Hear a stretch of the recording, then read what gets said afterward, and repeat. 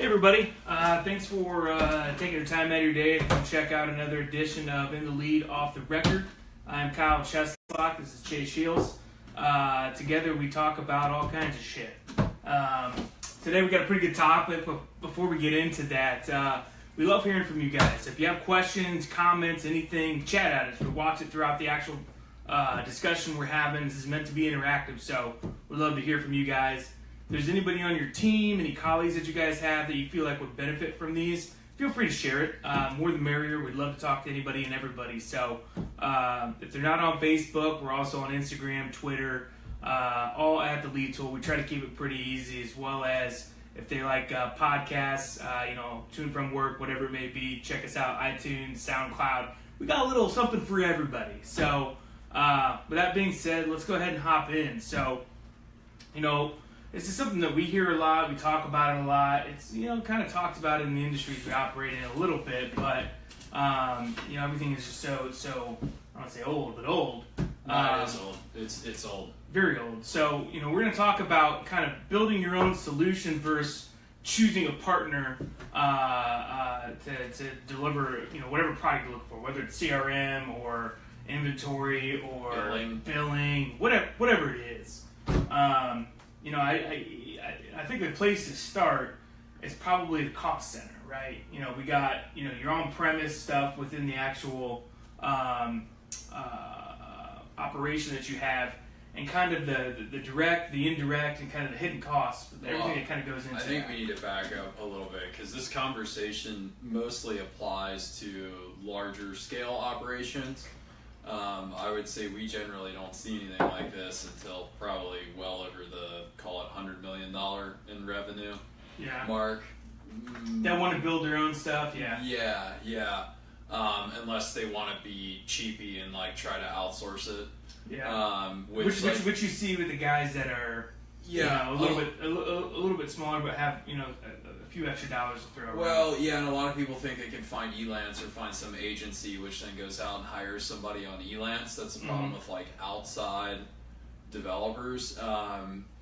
So and then they think, oh, I can just build this without realizing the cost that they have to sink into it. So and this is probably, go ahead. In their mind, they're looking at this mainly because it's my process, it'll be my product. Yeah, and that's the other thing. So I think that a really good way to kick this off too is I hate to break it to everybody, but you don't need something that's super highly specialized to you. Yeah, your process for the most part is the same as everybody else. To quote a friend of mine who runs a top 100 lumber yard. So we have a local top 100, and my buddy, he says, look, we're all doing the same shit. We're buying shit, we're marking it up, and we're selling it. So it's all there's the actual process. Process should be about the same. Yeah, there's a lot of value, and there's definitely some industry specific stuff, but there's a very highly unlikely chance that you need something that's built exactly for you, exactly for your business. Particularly when you look at the costs. So I just wanted to kind of frame that, because we hear this a lot, and you hear a lot of bigger players think that just because they have money, they know what they're doing. Well, if you're a lumberyard, even if you're doing over $1 billion, you're a lumberyard. You're not a technology company. I think that's really important. That's why you see a lot of very big brands partnering. What do you mean by partnering that? With, I'll get to that in a second. You see a lot of big brands partnering with existing tech-specific companies. I think L'Oreal just did something with, I think it was L'Oreal, with Shopify that actually Gary Vaynerchuk's company did for him. Yeah. On Shopify, again, they didn't go out and build their own, VaynerMedia, $400 million company, did not go out and build their own tech platform to sell on Facebook Messenger. So you see a lot of big companies who recognize, oh, we're really good at making or selling product X.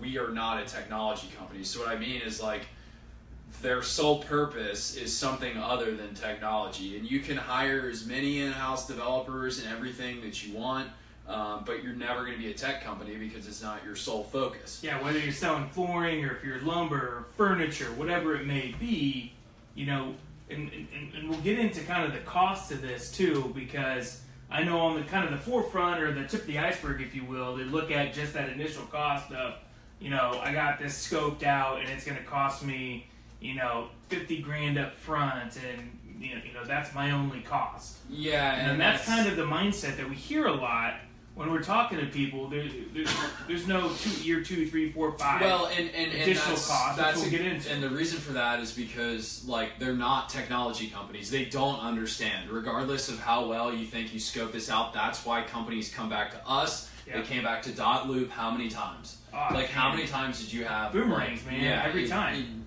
Every time I talk to somebody in every related field in real estate, our demographics, average age 57. A little averse to technology at the time and thought that they could build their own stuff. Well, turns out, that initial cost is just a scope of work. There's always going to be hiccups. There's always going to be challenges that you just don't see that aren't factored into that cost. And then if you start talking about in year 2, year 3, year 4, year 5, so on and so on, you have your direct costs of keeping up your own server, like your AC and your electric bill, things of that nature. You got your indirect costs of having to have an administrator. Downtime. Downtime is going to be your hidden costs, right? And those are really your 3 cost centers. And not to cut you off, but there are 4 main reasons that a guy that we follow who is the probably greatest voice in software as a service, which is the sector we're in, he sums this up with 4 points. Even if you build it yourself, you can't maintain it. You think you can, you can. Let's expand on that for a second. And the reason for that, like Jason Lemkin says, and Jason Lemkin sold EchoSign to Adobe. It's now Adobe Document Cloud, which most people know Adobe. So. Yeah, and like he says, the engineer that built it or hacked it together will leave. Or they'll move on to another project or something else, and there's not going to be anyone there to maintain it in years 2, 3, 4, and beyond. And you can actually talk to this point with technology. The minute you built it, it's already updated. Yeah, I mean the amount of stuff that we go through in order to keep our stack cutting edge and everything, the iterations, even particularly now with everything being built in JavaScript on the user interface, that's changing daily. Angular that Google put together, which this is one area I will bag on Google. It's an open source framework that a lot of people have been using. Google can't fucking figure out what they're doing with it. They've rewritten it now 4 times. So every time they rewrite, just to put this in perspective, when a framework that you use to build a piece of software, like a user interface like Angular, gets rewritten, you have to refactor all of your code. And there was not a clear migration path for Angular. Facebook is releasing a major version of React. They have been spot on. They have not had the trouble that Google has, but there's still a migration path. So that's the problem. If you think you can set it and forget it, you're wrong. You can't. You cannot. And so Jason's next point, Jason Lemkin again, SaaStr. If you guys are ever interested in software, SaaStr.com. SaaStr.com. The next thing that he says is even if you can maintain it, there's no way you're going to be able to evolve it. Not like we could. Not like a technology could, because we're growing. Our technology team's always going to be expanding. Your feature set is always going to go stale after a couple of years. Because you focus on nothing but that product. Because your sole concern is selling lumber or sawing lumber if you're a manufacturer, or selling flooring or selling furniture. So that's really kind of the big thing. And on that same note about not being able, even if you can maintain it, you can't evolve it, which is where competitors who partner with a strong technology partner will leave you in the dust. You don't realize kind of what's going to go into the other side of the evolution, which is who's going to wake up in the middle of the night if you're a global company or you're in different time zones, who's going to wear the pager when the whole thing goes down, which will happen. That's kind of the whole thing. We're doing this 24/7. those of you like the big yards who might be watching who have your own IT department, like y'all are probably working 9 to 5. Like, and sure, there are going to be some ball busters who are going to work more than that. I had a manager like that in the auto group, but like still, but that's still like you're stretching people, and like eventually that person will leave. To your first point, yeah. And there's another factor on that too that really isn't about the actual technology piece. And that's the people that are going to use this, right? It may be fine today with this feature set for your seasoned veteran that you're trying to get used to this technology. Well, I got news for you. Over the next 7 years, 75% of all jobs are going to encompass millennials. And if you want to recruit them and you bring this garbage to the table, some system you've had for the last 5 years, you're not going to keep them. And it might not be garbage today, but like, will it have evolved in 5 years? Because here's the thing, and this is the last point on this SaaStr piece. Like, your needs are going to evolve way faster than your internal team will be able to keep up with them. It's all exponential. Yeah, it's like, a couple years ago, like, this is how, like, and I even think about what people have been asking us for and like what we're building now. Totally different. Like, you're going to need like that e-signature integration. You're going to need turn-by-turn navigation for your fleet. Like stuff like that. Like, there are just things that you're going to need, and technologies are going to evolve. Like, 3 years ago, you might not have needed a Facebook integration, or a Facebook store integration in your e-commerce platform. Today, you are. Like, is your internal team going to be able to do that? Like, probably not. 3 years ago, you didn't have a major manufacturer going direct in your sector, and there's Masonite's done it. There are a number of flooring companies that are basically doing it through Wayfair, and like the next step for them is to go to direct to consumer, because whenever that'll happen is anyone's best guess. But if I'm a betting man, it's going to be sooner than later. Oh, I mean, I will put a timeline on that. That's going to happen in 2018. Like, I'm convinced of that, because everyone, like, and the beauty is when we talk to people, we talk to manufacturers and their dealers alike. So, like, when we talk to both, since we get to talk to both of them, we're really kind of an unbiased third party, so we get to hear the truth about everything. And if I were going to guess, like, based off what we hear, I mean, I would say that there's going to be more than Masonite who are. I mean, you're talking about kitchen cabinets, doors, all this stuff that you don't think that can go direct today. Yeah, it can all. And every time you say something can't be done, like, I'll tell you, like, give me 5 minutes, I'll shoot bullet holes in the process. So. Back to the point, though, another major issue with building your own solution with your internal IT team, or even potentially if you use a partner, this may or may not apply. But we even see this with the industry platforms that exist today. There's really not a true like cloud. First of all, there's been no platforms that are built by like actual technology companies that are born in the cloud and truly cloud-based. They're co-located on servers. Why is that important? Well, I'm gonna get to that. So there are no real like cloud solutions. And internal IT teams that we talk to, they're all basically used to, and I'm not bagging on them, but I'm gonna get to my point here as to why this is an issue. They're all used to working on like a SQL server that's in the back office. And you gotta swap those out every 3 to 5 years. That's right? The same as, it depends. I mean, that's the same as being like co-located, because like it's still your hardware, it's just somewhere else, and it's still your problem. And running like these locally installed systems, and this is actually going to be, and I'm sure it already is, and I'm sure it's a big reason why most of the industry-specific vendors haven't figured out the cloud yet, is that running a system in isolation in your warehouse is a totally different ballgame than running and managing distributed systems in the cloud. You have a learning curve for the cloud provider. You have to pick a solid cloud provider that can scale with your load. You have to make sure they have the resources that you need to deliver your product.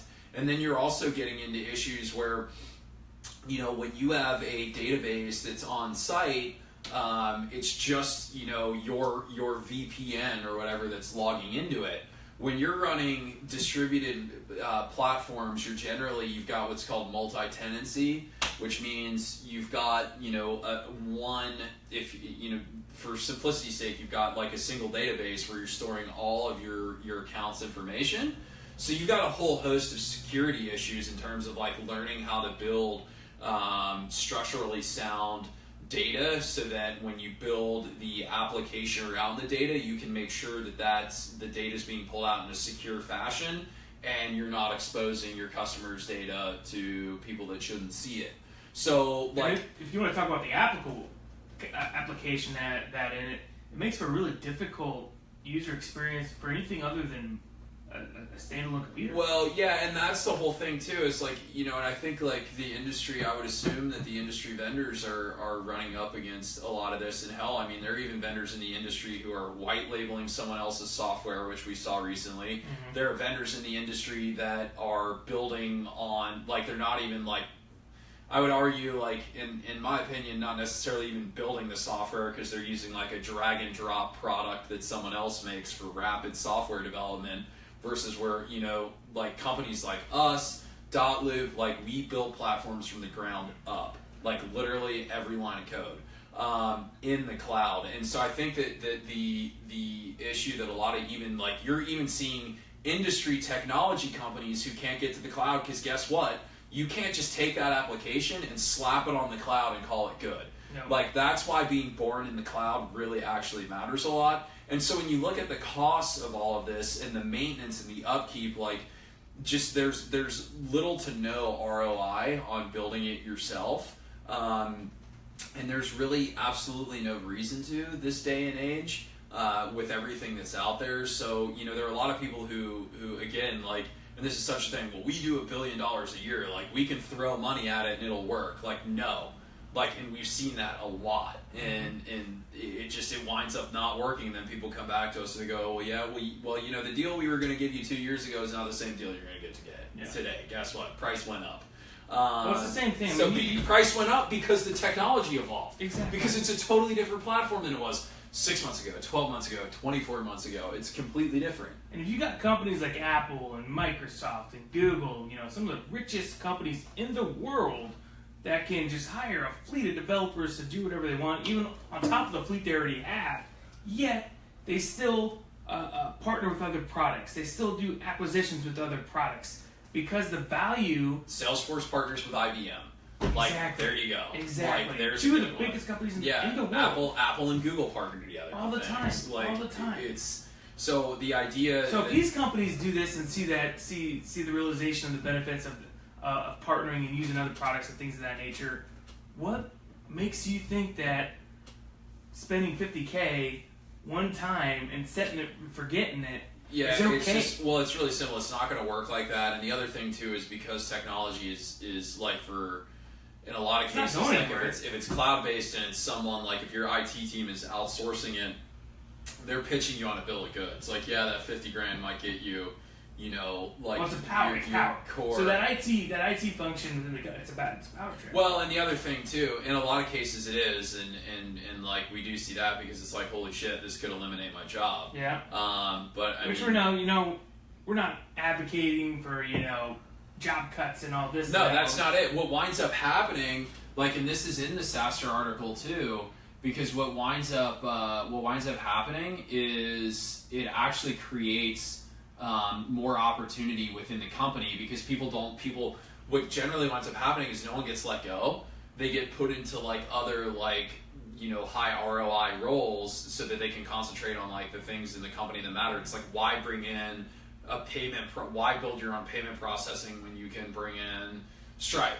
Or why build accounting software if you can use like Great Plains, which is now like Microsoft? Like, why do all that? Mm-hmm. There's enough to do in these large organizations in terms of like just managing like the hardware, and like Google Apps in a big organization is a pain in the ass to manage. Yeah. Like, so there's other things to do. It 9 times out of 10 it opens up 100%. Productivity, and so it's not about like.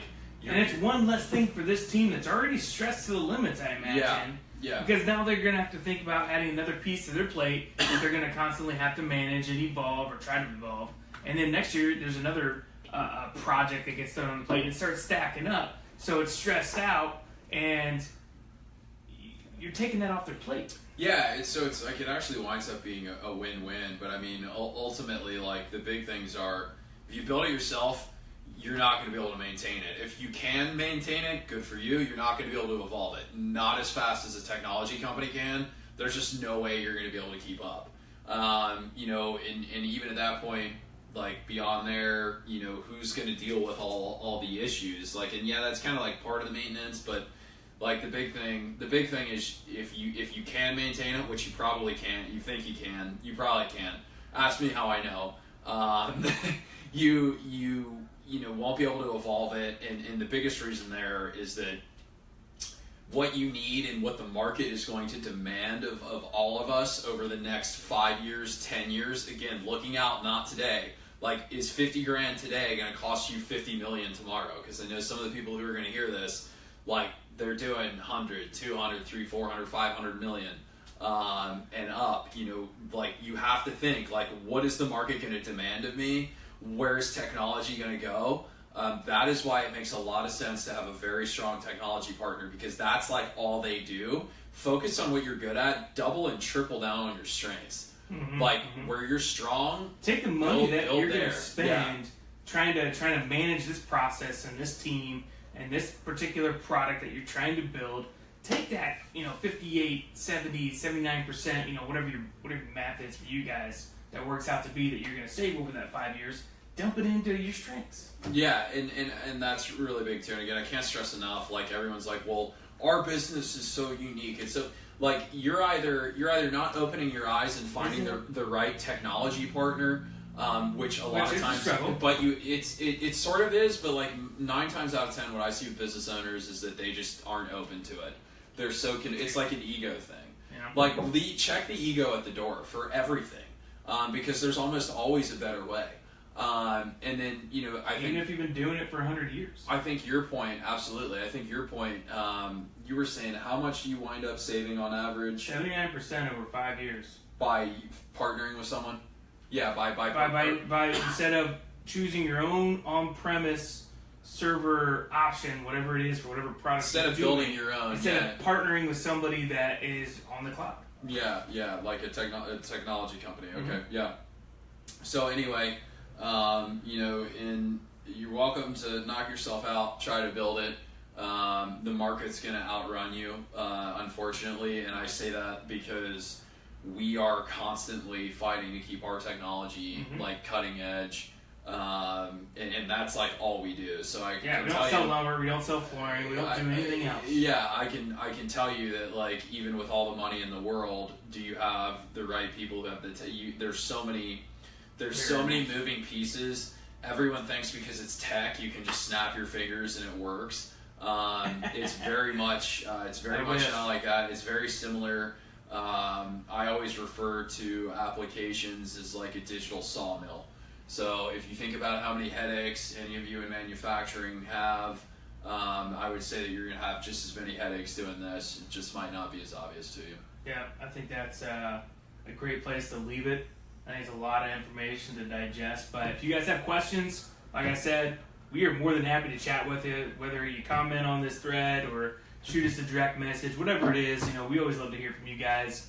Like I said, feel free to share it far and wide with anybody that you think would benefit from this or that's thinking about doing their own thing. There's definitely some things to consider that a lot of people just don't factor into that decision. So that being said, all at the Lead Tool, all social media channels, check it out.